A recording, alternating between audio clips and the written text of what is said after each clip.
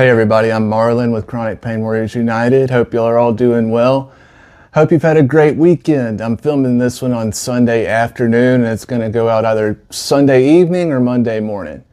Real quick, thank you to all the new subscribers. We've grown a lot in the last week. Thank you to everybody who contributes and posts comments on the after the videos. I appreciate it very much. Y'all make a big difference.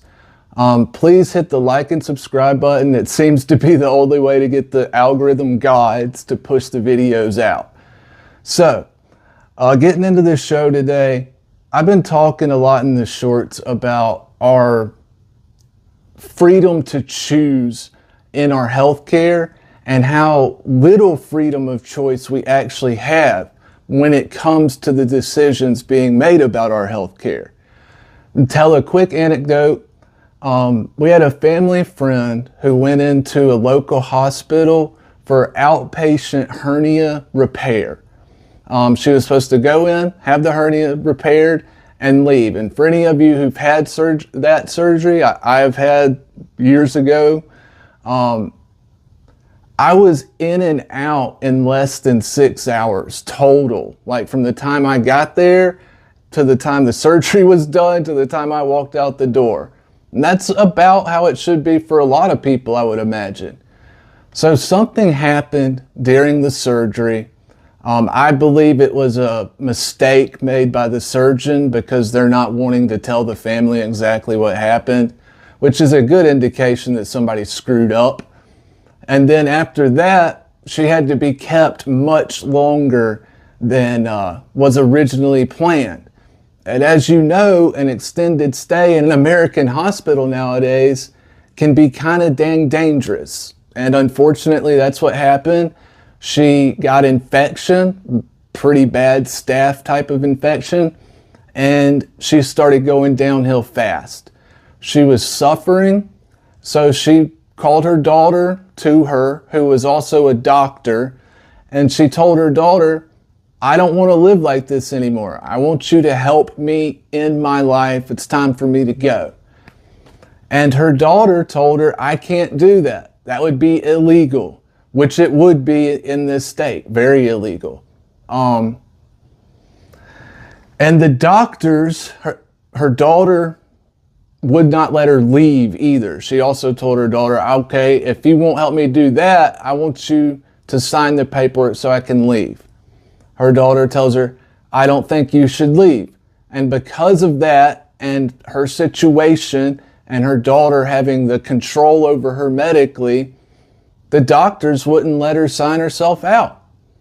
She wound up suffering for over close to 2.5 months in that bed, declining in a hospital room against her will. She did not want to be there. Now, all of that was done against her will, and that is like, that little story right there gets to the heart of the absolute immorality of parts of our medical and healthcare system. No one should have the power to do that type of thing to another person. I don't care who they are. Nobody should have that kind of power to do that to another human being. And I've said the same thing when it comes to pain management. When someone comes to you, as say you're the doctor, and someone comes to you with a legitimate pain issue, and you deny their right to pain relief, that doctor is doing major damage to that person's life, but they're also eroding and blocking a human born with right to pain relief. Every single human on this earth has a right to treat their pain if they want to. There are some masochists who like pain. That's great. Most of us don't want to live with pain. And it should be up to us how, where, and when we treat that pain. Just like most things with our health care. But it's not. The government, DEA, and states have created laws and regulations that funnel everybody into one system intentionally to make it as hard as possible for people to access effective pain management. They do not want people accessing the pain management system. The fewer that do, the better to them. They made it intentionally extremely difficult to do. So they're taking our choices away. And these are like super personal, fundamental choices about our health care and only about us. These things don't affect anybody else. These are our choices about our own health care. And that is it. And we are being denied the right to make these fundamental choices. And it is absolutely immoral and evil. And that's got to be one of the main actions of pain management reform, is an acknowledgement that these are people's rights that they are born with as human beings, just like rights in our Constitution. And you're not allowed to trample over them just because you have a doctor's degree or you have a badge that says DEA on it and you're a bureaucrat working for the federal government. You don't get to trample on people's rights like that just because you're that type of person. Nobody should have that type of power over another person. Period. End of story. And there's no moral argument that you can make to the other way. There's just not. Every argument that you would try to make that seem right and legitimate, at the end of the day, basically is fascism and socialism in one form or another, or just straight up slavery in some aspects, or torture in others. What these people did to my mother's good friend, I would say was torture. She did not want to be there, and she was suffering, yet they kept her there against her will. What is done to a lot of pain patients, I would say, is torture.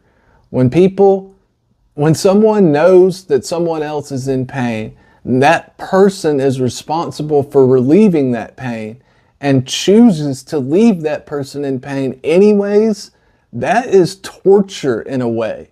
And it's just unbelievable that so many doctors have gotten on board with this. They have compromised themselves, the medical community, and their patients' health care to a point I don't think they'll ever recover from, unfortunately. Anyways, that's it for today. I'm trying to keep it a little bit shorter. We should have these rights. These should be our choices to make. These are very personal, very fundamental choices, and they're being denied to us. So pain management reform has got to stop that and has to have something that acknowledges to the world, that says this is people's rights and you cannot infringe on them. End of story. So everybody, I know that there's probably a lot of you who have stories that are just like what I'm talking about, or you've been affected by the things I'm talking about. Please leave those stories in the comments. I love to read them. They are super important for the movement. I can't tell you how many people have seen other people's stories in the comments and are just blown away that these things are happening. A lot of people don't even know really what is happening to their brothers, sisters, fellow compatriots. Not really. So they are really important to educate and to show other people what is happening to their compatriots around the country. I appreciate you all again. Make sure to hit that like and subscribe button. I'm Marlon with Chronic Pain Warriors United. Y'all stay safe, be well, and be blessed. We'll see you soon. Cheers.